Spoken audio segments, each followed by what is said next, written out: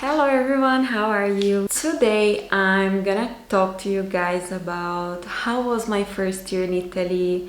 So how I was making friends, what were my first impressions, what was different for me. Because moving to a new country is definitely challenging. There are a lot of difficulties, there are a lot of things that may seem weird to you, but you're gonna have to deal with them.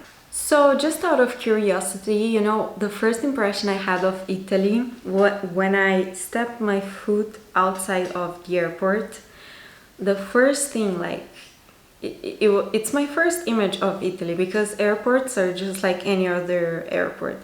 The only difference is that the trolley, to put your bags on, you need to pay for that, I think. So that was the only difference in the airport.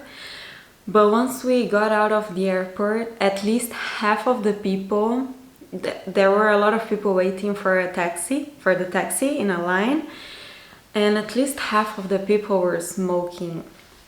And for me, in my culture, smoking is not really a thing. I mean, of course, there are people that smoke, but not that much. But in Italy, people smoke a lot. I think in Europe, in general, people smoke a lot. So it was very weird to me. Also in school, a lot of people smoke. Like, I don't think I've ever had like a classmate that smoked before. Like smoked frequently. Maybe smoked socially in parties or whatever, but I don't think I've ever had a classmate that smoked like daily. So it was very weird to me. Now, one of the things that is also different for me when it comes to Italian universities is that it's a more formal area, like people, they get dressed more formally, especially the Italians.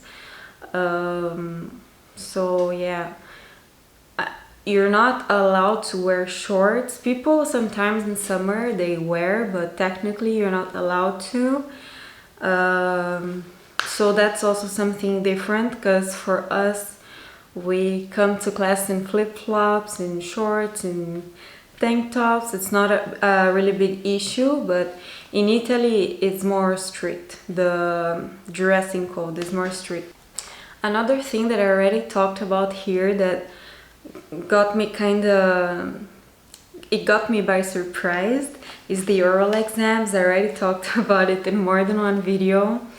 Oral exams are different. I feel like right now I'm finally learning how to actually study for an oral exam.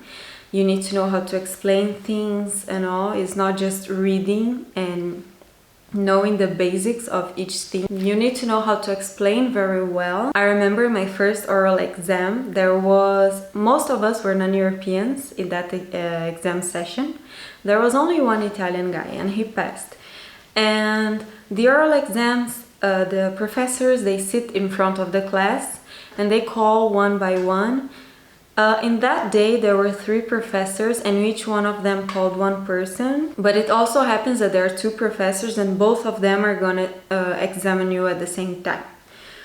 And the rest of the students, they can watch, they can hear exam. It's just how it works.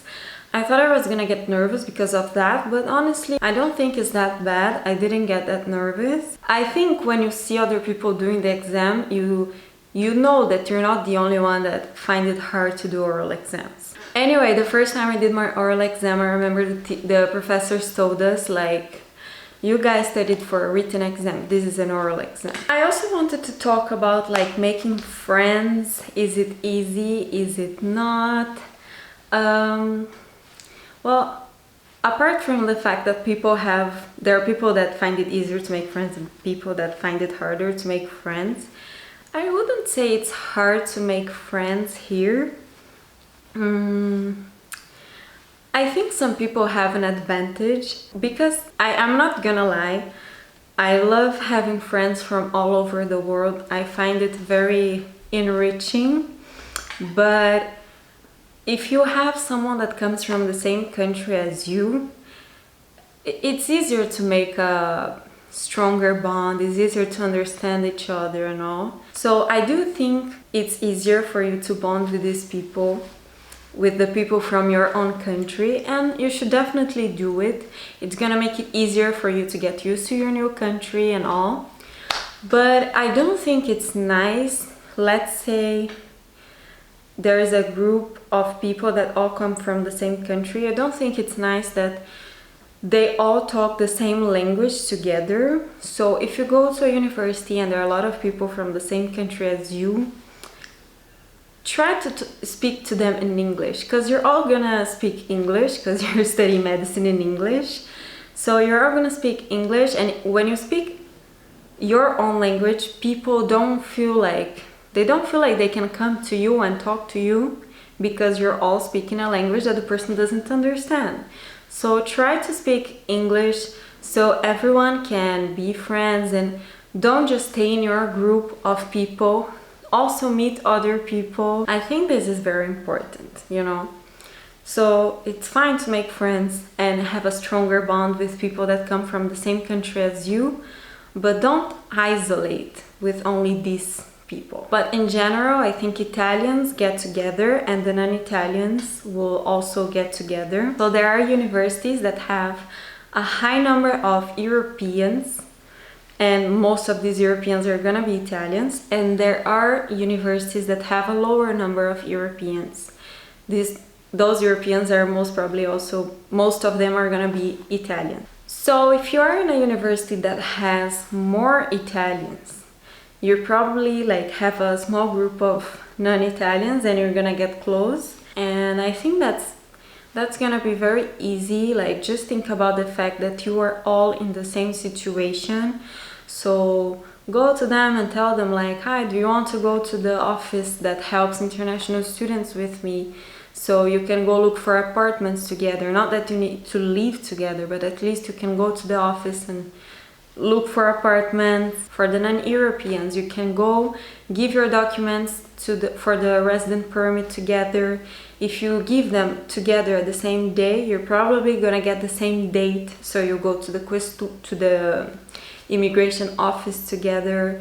So there are a lot of things that as a non-European or as a non-Italian, you guys are gonna have to do. So you might as well just do them together. And then if you are in a class that has less Europeans than non-Europeans, I think it goes kind of the same way. You're just gonna have maybe more options, like to find your group.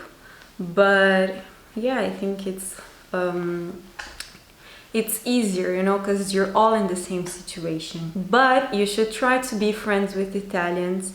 And the same way, Italians should also try to be friends with the non-Italians, because being friends with that many people from all over the world, from different cultures, different religions, different everything, is something really nice. So I don't see why you wouldn't do it. Well guys, so I think that's it. I hope you liked the video. I hope you're all safe. I hope you're all studying a lot for the IMAT. As I said in another video, for now IMAT's still gonna happen. So I hope you're all preparing, and that's it. Bye!